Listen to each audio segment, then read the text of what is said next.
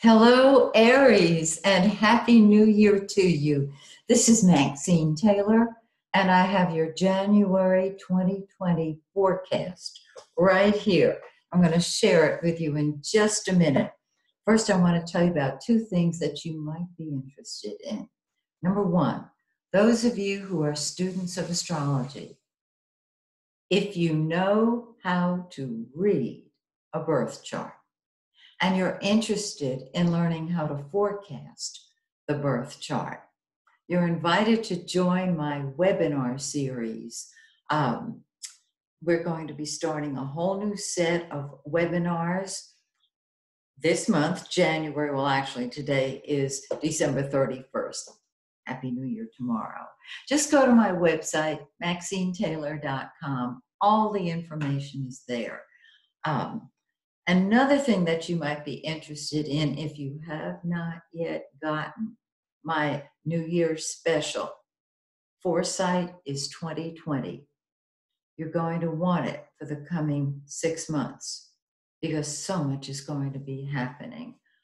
We've got Mercury and Venus retrograde tag teaming us. We've got two eclipses, one that we just had on Christmas, another one January 10th. We have 3 this summer. It's going to be crazy town. So that's on my website also. Okay, now let's talk about your forecast for January 2020. Look at all this action right up here at the top of the chart. First of all, let's start with Mars. Mars is the red planet. Mars is action. Mars is energy. It's what we throw ourselves into. It's what comes first to us. And so here's Mars in the 8th house. It starts off in the 8th house, very intense, very powerful because it's in its own sign, Scorpio. Then on the 3rd, just a few days from the time that I'm recording this, it moves into Sagittarius in the 9th house, which is just awesome. And all of a sudden, the answer to all of the questions that you were digging for when it was in your 8th house reveal themselves. You're able to spread your wings and soar and expand every area of your life because your higher mind is activated like crazy. You are a very direct sign, Aries. And with Mars in your 9th house, you are really going to tell it like it is and spread your wings and soar. Now, the sun, the yellow planet, the center of our solar system, starts off in the 10th house. That's your career house. So you are in a position of leadership no matter where you go, whether it's in your career or at a club, because this is your public image, not just career. It's what the world sees of you, and you are a shining light.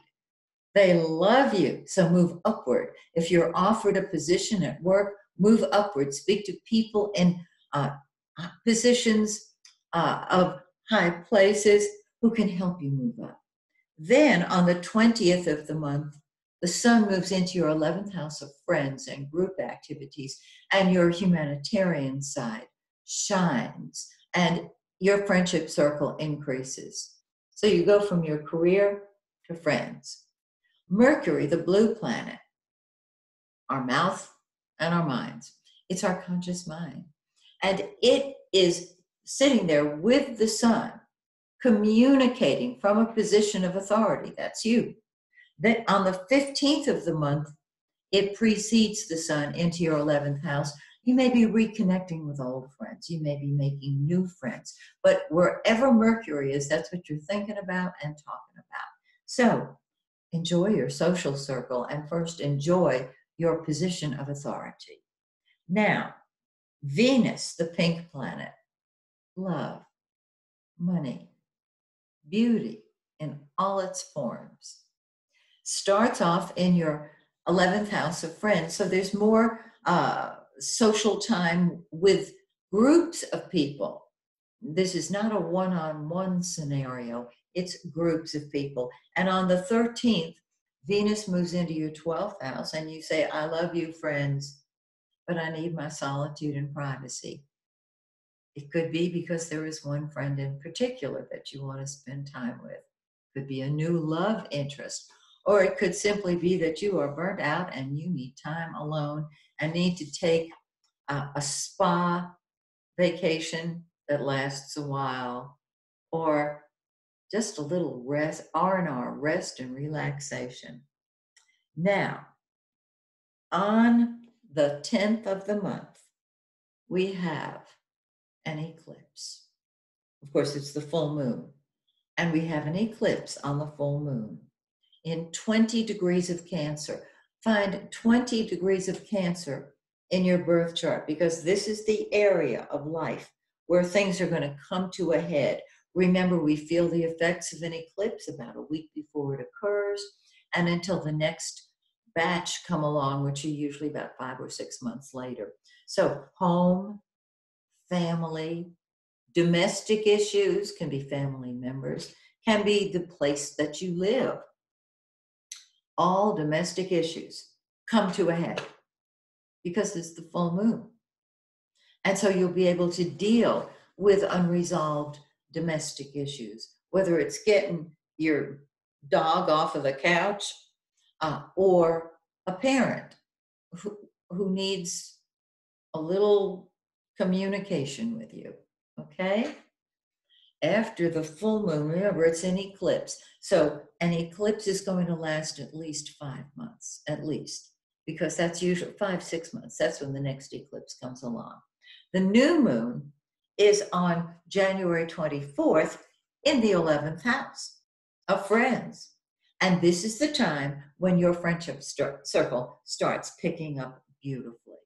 So, don't you love this forecast? I do. I think it's great. And I hope that you have a wonderful, fun New Year's Eve.